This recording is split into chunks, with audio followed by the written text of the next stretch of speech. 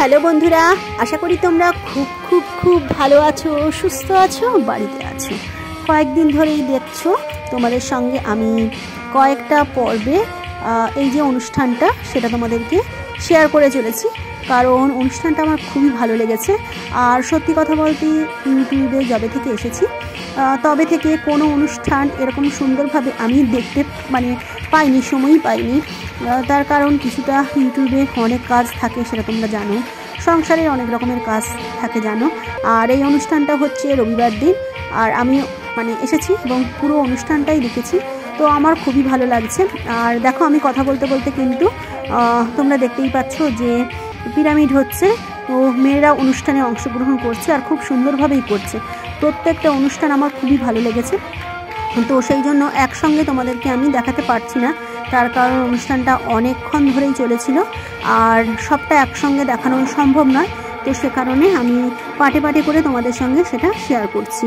আর প্রত্যেকটা অনুষ্ঠান আমি আগেও বলছি যে এতই সুন্দর যে কি বলবো, আমার যেন আবার আবার দেখতে ইচ্ছে করছিল। তো সে কারণে আমি সমস্তটাই তুলে এনেছি, ক্যামেরাবন্দি করেছি, যাতে পরবর্তীকালে আমিও দেখতে পারি।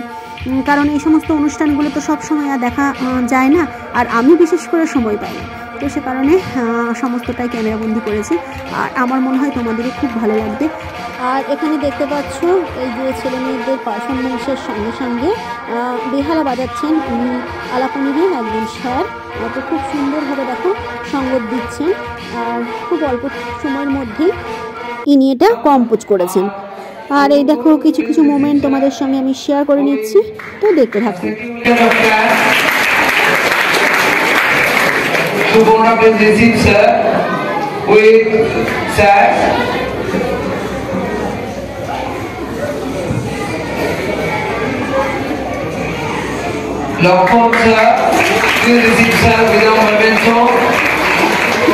আমরা সবাই যার আদর্শে আমরা সবাই জানি যে এটা 130 ইয়ার্স অফ স্বামীজি চিমাগো স্পিচ, আমরা সেটার জন্য এই ন্যাশনাল ডেডিকেট করেছি।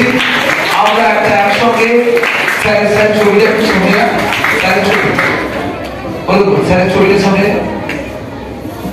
আমরা একটা ভালো ছবি চাইছি। আর Priyadarshi, please hand over diary for the new year 2024. So very happy moment for us.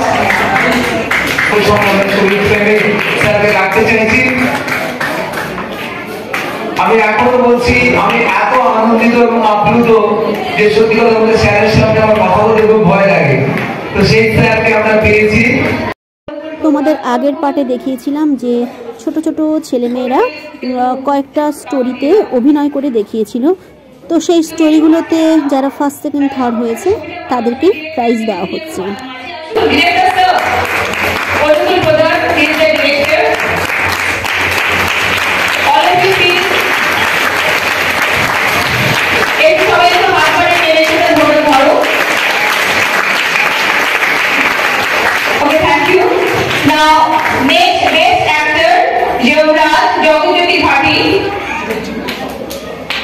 Best actor, this award goes to Jaganjyoti Bhati, our campus. Shima Mondol.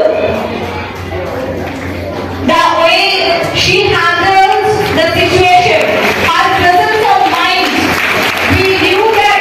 তো এবার আমার ছেলে যে নাটকটাতে অভিনয় করবে, তো সেটার জন্য স্টেজটা সাজানো হচ্ছে, তো তারই কিছু ঝলক কিন্তু তোমাদেরকে দেখাবো।